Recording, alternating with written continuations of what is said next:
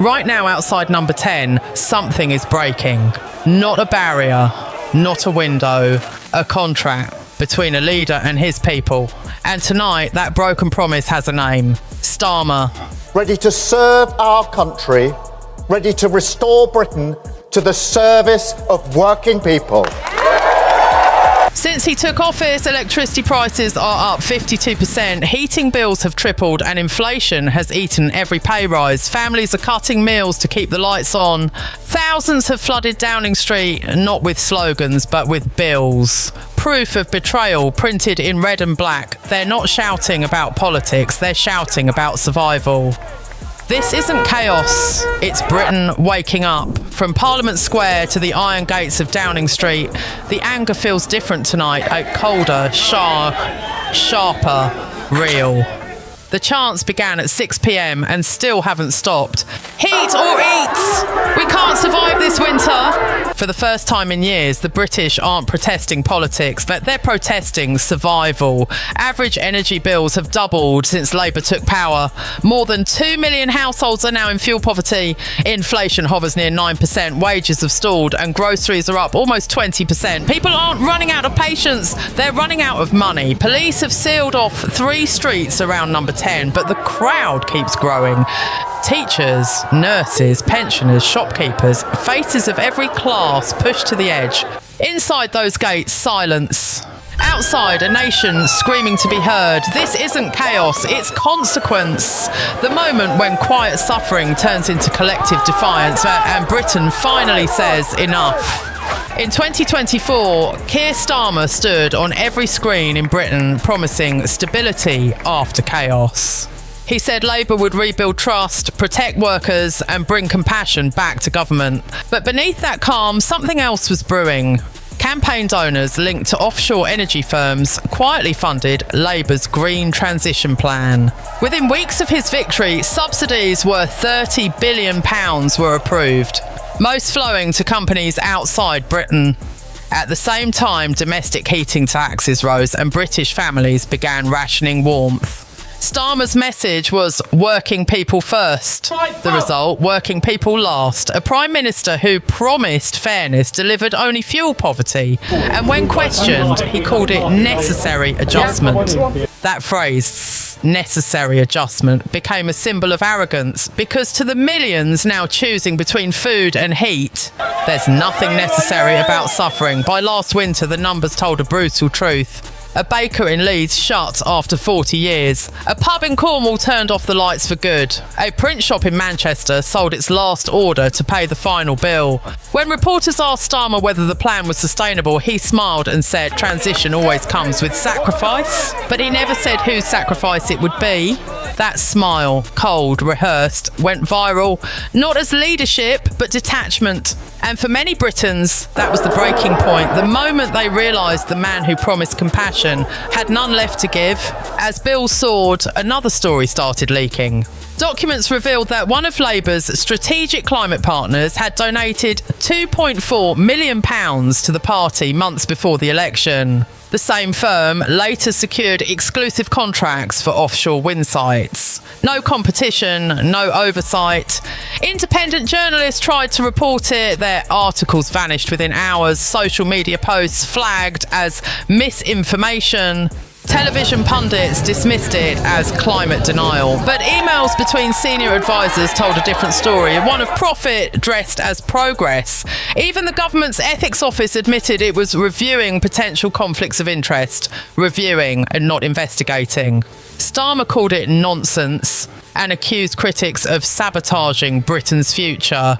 But when truth becomes inconvenient, power doesn't debate it.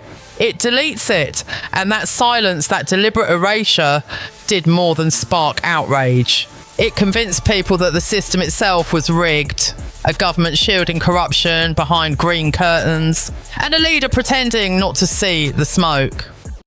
Step outside any major city and the crisis isn't in headlines, it's in homes.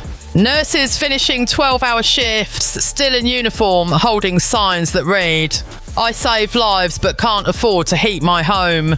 Teachers watching children arrive at school in winter coats because breakfast or heating, never both. In Birmingham, a mother warms her hands over a candle while her meter blinks red.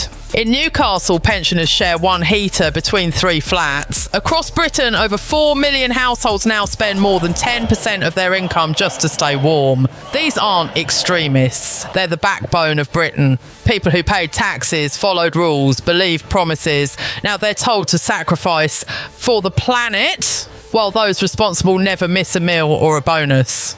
When empathy dies at the top, suffering becomes invisible. But tonight, that invisibility is gone because the people left in the cold have stepped into the light. While the nation froze, Parliament stayed warm.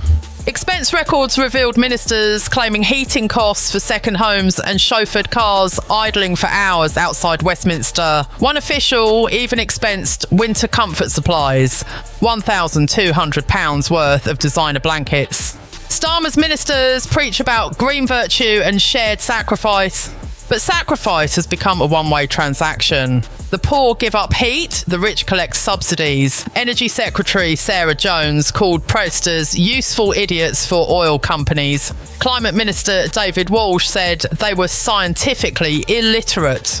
Easy words for people who've never stared at a dead electricity meter. This isn't about science anymore, it's about hypocrisy. A government that sells morality like a brand while its citizens freeze in silence. And every empire falls the same way, that not through invasion but indifference. And tonight, indifference is Britain's ruling ideology. Net zero was never the enemy, but the way it's been weaponised, that's the crime, because you can't save the planet by destroying the people on it. Carbon taxes hit families who can't even afford a kettle, while corporations move profits offshore. Green levies don't touch billionaires with solar farms. They crush pensioners with electric bills. When Shell posted £4.1 billion in profits, its effective tax rate was 19%. A single mother in Liverpool paid 100% of her doubled bill. No loopholes, no accountant, no escape. That's not transition, that's punishment. And punishment sold as progress is the purest form of cruelty. Starmer calls it the cost of doing the right thing. But the right thing never demands the poor pay twice. Once in cash and once in dignity. Britain isn't just facing an energy crisis, it's facing a moral one. The statistics now tell a story politicians can't spin. Fuel poverty jumped from 8% to 14% in a year. Hospital admissions for cold-related illness up 31%. 3 elderly citizens died last winter in South London, found in unheated homes. Inside number 10, advisors insist public frustration will cool. But outside, the noise only grows, because this isn't a policy failure anymore. It's a breach of trust. Some Labour MPs have begun breaking ranks, quietly calling for emergency adjustments. A Conservative backbencher warned, "You can't save the planet while bankrupting the people." For once, Parliament sounds united in fear. The old excuses don't work. The numbers are undeniable. And for a Prime Minister who built his brand on control, this is the one crisis he can't manage, because you can't manage rage when it's justified. Britain is polite by nature. We queue, we apologise, we endure. But every nation has a limit. And tonight, that limit is being demolished. The crowd outside number 10 no longer asks for change. They demand it. This isn't left versus right anymore. It's up versus down. Those who make decisions and those forced to live with them. Inside, Starmer still believes silence equals control. But silence now sounds like surrender. Movements like this don't fade. They evolve. They grow with every empty fridge, every cold night, every headline that says necessary sacrifice. Because when the cost of obedience becomes higher than rebellion, rebellion becomes survival. And tonight, Britain has done the math. Starmer can still step outside, listen and lead, or he can stay behind those gates and watch history erase his name. Every movement reaches a moment of truth, the point where silence becomes impossible. Tonight, Britain stands there. This is no longer about energy bills or inflation. It's about dignity. It's about whether leaders serve the people or simply manage them. Starmer can still step outside, face the cold and listen. He can still admit that leadership means humility, not distance. But if he waits too long, the chants outside those iron gates will stop being noise and start being history. Because history doesn't remember politicians who hid behind press statements. It remembers the people who refused to freeze quietly. If you believe their voices deserve to be heard, and if you want to see what happens next, hit subscribe. We'll be here tracking this story as Britain decides what kind of nation it wants to be.